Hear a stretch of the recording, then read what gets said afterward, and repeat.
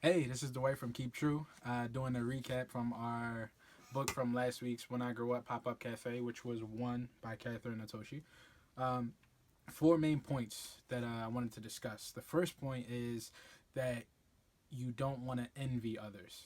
And that plays directly into the topic of comparison. If you notice in the beginning of the book, Blue, who is the main character slash color, he is envious of the other colors and what they have the ability to do.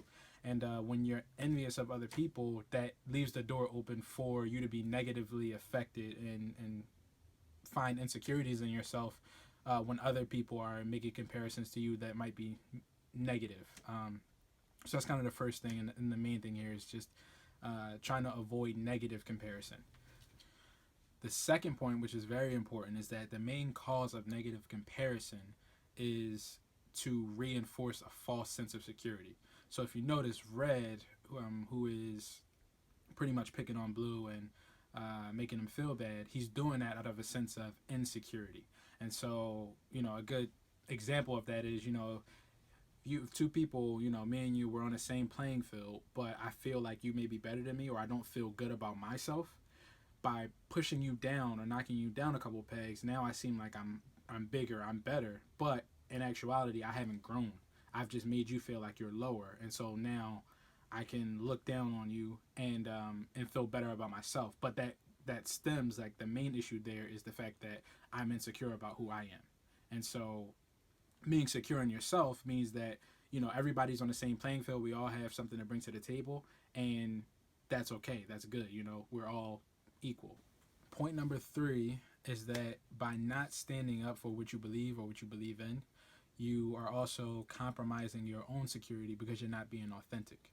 And so that leaves the door open for, relating back to the story, when Yellow, who, felt like Blue was a friend, you felt had good feelings about Blue, but never said that in front of Red, that compromise, she wasn't being authentic in front of Red, which then compromised her own security, and then in turn allowed for Red to continue to build up this false sense of security, and then eventually Red started diminishing the value of, or seeming like he was diminishing the value of, the rest of the colors, including Yellow.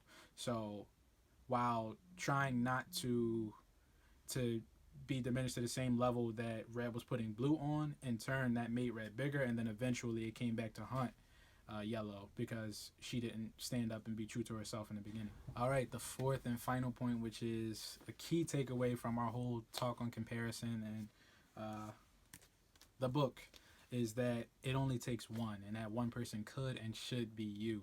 One person to stand up and fight those negative comparisons and turn those negative comparisons into positive comparisons. Because if we notice at the end, Blue, instead of turning his back on Red for all of the bad things that he said about him and about the other colors, includes him, and he says, red blue can be cool, but red can also be hot. So we can both be great in our own right.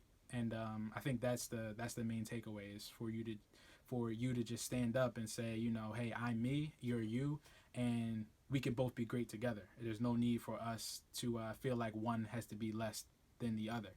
We can all be great together. And so, main takeaway, comparison can be a good thing, but you have to be the advocate, and you have to be strong enough and unafraid to stand up for yourself and for others, and just to keep everybody on an even playing field. Hey, so we had an excellent conversation about comparison last week. Talked about a lot of different things revolving around that topic. If you want to hear the whole story read by Keep True staff, Alexis Jenkins, go over to the website. We have a video of that. Also, check out the recap written by Matt Brown. That's also going to be on the website, where he talks about the different points that were brought up during the conversation. And it was a great conversation, but the only thing we were missing last week was you. So if you weren't able to make it out, please try and make it a point to come through 30th Street Station at 6:30 this Tuesday for our topic, which is going to be self-worth. And this is all relating to the overall theme for May, which is self-love. But we hope to see you there. If you can't make it physically, then just look us up on Facebook. It's facebook.com/keeptrue. And we'll be on Facebook Live, so you can tune in that way also. And hope to see you this Tuesday.